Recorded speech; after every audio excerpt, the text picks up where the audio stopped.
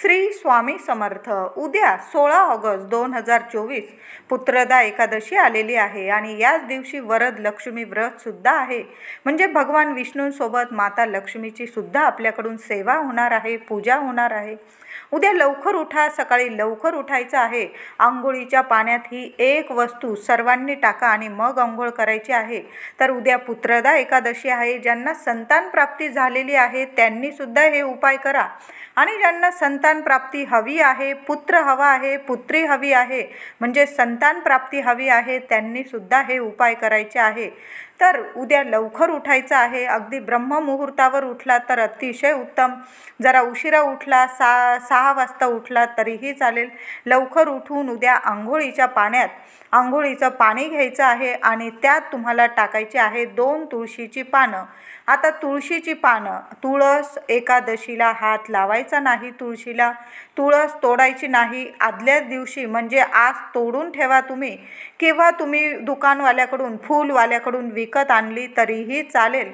तर तुम्हाला 2 तुळशीची पानं टाकायची आहे. चिमूटभर तुम्हाला हळद टाकायची आहे. हळद नक्की टाका, विष्णुप्रिय हळद आहे. हळद नक्की टाका, भगवान विष्णू प्रसन्न होतात. आणि तुळस तर विष्णुप्रियच आहे. आपल्याला अशा गोष्टी या आंघोळीच्या पाण्यात टाकायच्या आहे म्हणजे माता लक्ष्मीसह श्रीहरी विष्णू आपल्यावर प्रसन्न झाले पाहिजे आणि जी काही नकारात्मकता आहे ती दूर झाली पाहिजे. तर आंघोळीच्या पाण्यात 2 तुळशीची पानं, चिमूटभर हळद, गोमूत्र असेल थोडंसं किंवा गंगाजल असेल तुमच्याकडं ते टाकून द्या. आणि तुम्हाला टाकायचं आहे ते म्हणजे थोडंसं गुलाबजल किंवा तुमच्याकडं जे अत्तर असेल, सुगंधित तेल असेल त्याचे 2 थेंब टाकायचे आहे. तर अशा ह्या वस्तू आपल्याला आंघोळीच्या पाण्यात नक्की टाकायच्या आहे. पण 2 तुळशीची पानं जरूर टाका.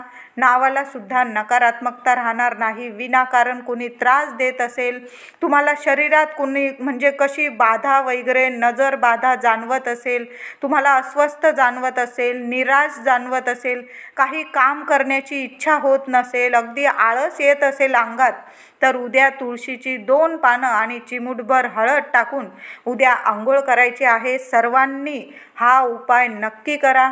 आता उद्या तुळशीला पाणी न घालता तुळशीला 2 चमचे दूध अर्पण करायचं आहे आणि चिमूटभर हळद तुळशीच्या मुळाशी अर्पण करायची आहे. भगवान विष्णूंचं नाव घ्यायचं, ओम नमो भगवते वासुदेवाय नमः, आणि तुळशीला 11 प्रदक्षिणा घालायच्या आहे. आता तुमचं तुळशी वृंदावन जर 11 प्रदक्षिणा घालता येत नसेल तर तुळशीसमोर हात जोडून उभं राहायचं आणि 11 वेळा तुम्हाला ओम नमो भगवते वासुदेवाय नमः हा मंत्र जपायचा आहे. त्याचबरोबर तुमच्या घरात बाळकृष्णाची मूर्ती असेल तर बाळकृष्णाच्या मूर्तीला छान असा उद्या दुधाने किंवा पंचामृताने अभिषेक घालायचा आहे. आधी स्वच्छ पाण्याने, मग पंचामृताने, पुन्हा स्वच्छ पाण्याने. आणि आपल्याला बाळकृष्णाला छान नवीन वस्त्र वगैरे घालून, पुसून वगैरे स्वच्छ वस्त्र घालून चंदनाचा टिळा लावायचा आहे किंवा हळदी कुंकवाचा टिळा लावायचा आहे, किंवा तुम्ही अष्टगंध वापरत असाल अष्टगंधाचा टिळा लावा. छान अशी स्थापना करायची आहे. फुलांची रास करा.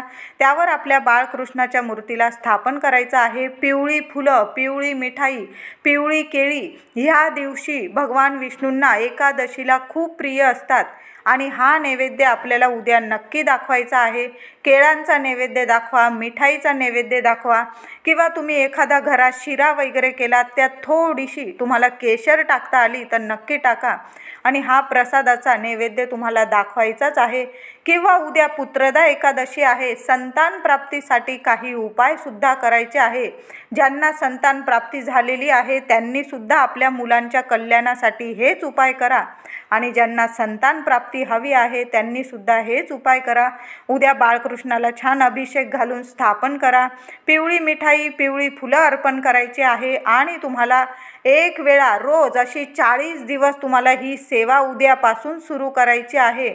तर संतान गोपाळ स्तोत्र हे तुम्हाला उद्यापासूनच बरोबर 40 दिवस, 1.25 महिना तुम्हाला हे स्तोत्र रोज 1 वेळा पठण करायचं आहे. 1 वेळ नीट ठरवून घ्यायची आहे. आणि उद्या बाळकृष्णाला आपल्याला लोणी आणि खडीसाखरेचा नैवेद्य अवश्य दाखवा. थोडंसं लोणी आपल्याला बाळकृष्णाच्या मुखाला म्हणजे होटांना लावून द्यायचं आहे बघा. आणि तो नंतर प्रसाद तुम्ही घेतला तरीही चालेल. बाळकृष्णाला उद्या 5, 7, 11, 21, 101 किंवा 1001 तुळशी पत्र आपल्याला अर्पण करायचं आहे। विष्णू सहस्त्रनामावली पठण करत आपल्याला हे तुळशी पत्र उद्या पुत्रदा एकादशी आहे, संतान प्राप्तीसाठी अतिशय प्रभावी सेवा आहे ही। संतान गोपाळ स्तोत्र 1 वेळा पठण करा आणि विष्णू सहस्त्रनामावली पठण करून 1001 तुळशी पत्र आपल्या भगवान विष्णूंना अर्पण करायचं आहे। कमी तुळशीची पानं असेल आणि तुम्ही विष्णू सहस्त्रनामावली बोलून ते पानं अर्पण केले तरीही चालेल। एक जरी तुळशी पान असेल ते हातात घ्या, उजव्या हातात। विष्णू सहस्त्रनामावली बोलता येत असेल तर बोला, नाहीतर यूट्यूबवर तुम्ही नीट ऐकलं तरीही चालेल आणि ते तुळशीपत्र तुमच्या मनातील इच्छा बोलून तुम्हाला संतान प्राप्ती हवी आहे असं बोलून पती पत्नीने मिळून ते तुळशीपत्र भगवान विष्णूंना म्हणजेच बाळकृष्णाला किंवा विठ्ठल रुक्मिणीच्या मूर्तीला अर्पण करायचं आहे। आता ते तुळशीपत्र दुसऱ्या दिवशी तुम्हाला उद्या उपवास सुद्धा करायचा आहे। संतान प्राप्तीसाठी व्रत करत आहात तर उपवास तर आपल्याला करायचाच आहे। दोन्ही वेळेला तुम्ही उपवास करायचा आहे, सकाळ आणि रात्री। तुम्ही आहारात म्हणजे फळं वगैरे घेऊ शकता किंवा एकादशीला भगर सुद्धा चालते। तुम्ही भगर, साबुदाणा, दूध, दही ह्या वस्तू मेवा वगैरे खाऊ शकतात आणि उपवास करू शकतात। तब्येत सांभाळून उपवास करायचा आहे। दुसऱ्या दिवशी म्हणजे 17 तारखेला शनिवार रोजी आपल्याला उपवास सोडायचा आहे। पंचामृताने किंवा दुधाने, दह्याने आपल्या बाळकृष्णाला अभिषेक घालायचा आणि नीट पूजा करून नंतर आपण काहीतरी जेवण बनवायचं, त्याचा नैवेद्य दाखवायचा आणि बाळकृष्णाला वाहिलेली तुळशीतली 2 तुळशी पानं काढून घ्यायची। 1 तुळशीपत्र पत्नीने खायचं, 1 तुळशीपत्र पतीने खायचं आणि मग नंतर आपण उपवास सोडायचा आहे। हा उपाय खूप छान आहे, प्रभावी आहे।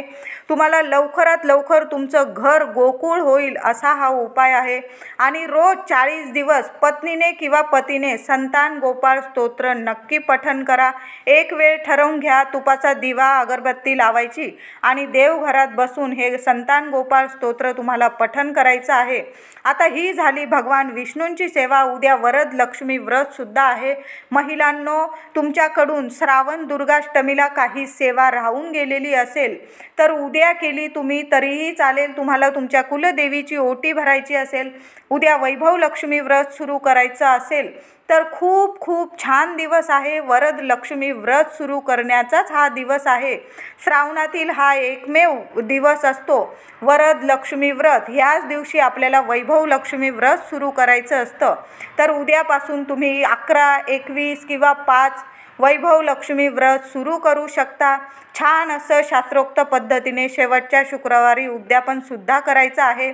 आता दुर्गाष्टमीला, श्रावण दुर्गाष्टमीला काही सेवा राहून गेलेली असेल तर उद्या 21 लवंग हातात घ्यायच्या, माता लक्ष्मीला प्रार्थना करायची आणि 16 वेळा महालक्ष्मी अष्टकाचा पाठ म्हणत त्या लवंग आपल्याला माता लक्ष्मीला अर्पण करायचे आहे किंवा तुम्ही तुमच्या स्वामिनीला अर्पण केल्या तरीही चालेल। नंतर त्या लवंगा तुम्ही स्वतः खायच्या आहे। 21 लवंगांचा उपाय करा किंवा तुम्ही 11 लवंग घेतल्या, लवंग घेताना चांगल्या बघून घ्यायच्या आहे आणि त्या लवंग माता लक्ष्मीला किंवा तुमच्या कुलस्वामिनीला अर्पण करायचे आहे। त्या लवंग तुम्ही नंतर तिजोरीत ठेवू शकता किंवा रोज 1 लवंग तुम्ही प्रसाद म्हणून खाल्ली तरीही चालेल। उद्या 1 पानाचा विडा सुद्धा आपल्या कुलदेवीला अर्पण करा। नंतर तो पानाचा विडा तुम्ही पती पत्नी किंवा घरातील मंडळींनी प्रसाद स्वरूप खायचा आहे। उद्या वरद लक्ष्मी व्रत आहे। तुम्ही वैभव लक्ष्मी व्रत करत असाल किंवा नाही, देवी आईला कुंकुमार्चन नक्की करा आणि ते कुंकू नीट सांभाळून ठेवा दुसऱ्या दिवशी आणि वर्षभर ते कुंकू बाहेर जाताना कपाळी लावा आणि मग बाहेर जा। प्रत्येक कामात तुम्ही यशस्वी व्हाल। उद्या वरद लक्ष्मी व्रत आहे आणि त्यात पुत्रदा एकादशी सुद्धा आहे। महिलांनो, संध्याकाळी 6:30 ते 7:30 अगदी थोडा उशीर झाला तर किमान 8 वाजेपर्यंत आपल्या घरात कापूर जाळायचा आहे। देवी आईची, बाळकृष्णाची, आपल्या भगवान विष्णूंची, माता लक्ष्मीची, गणपती बाप्पाची, कुलदेवीची आरती करा आणि नंतर कापूरसोबत आपल्याला 5 लवंगा, फुलाच्या 5 लवंगा जाळायच्या आहे. एक तेजपत्तासुद्धा जाळायचा आहे. लोबान वगैरे असेल, लोबान गुगल त्यावर जाळा. 4-5 थेंब गाईच्या तुपाचे टाका आणि थोडासा गुळाचा खडा टाका. ह्या वस्तू संध्याकाळी अवश्य आपल्या घरात जाळायच्याच आहे. कितीही नकारात्मकता असेल निघून जाईल. लक्ष्मी माता ह्या वासाने, ह्या सुगंधाने तुमच्या घरात खेचून येईल आणि अखंड वास करेल. उद्या वरदलक्ष्मी व्रत आहे. प्रत्येक महिलेने हा आपल्या घरात उपाय नक्की करा. तुम्ही हा उपाय तुमच्या उंबरठ्याच्या मध्यभागी बसून जरी केला, तिथं म्हणजे बाहेर बसा आणि तुम्ही उंबरठ्यावर ह्या लवंगा आणि कापूर जाळला तरीही चालेल. संपूर्ण घरात हा कापूर धूप फिरवायचा आहे.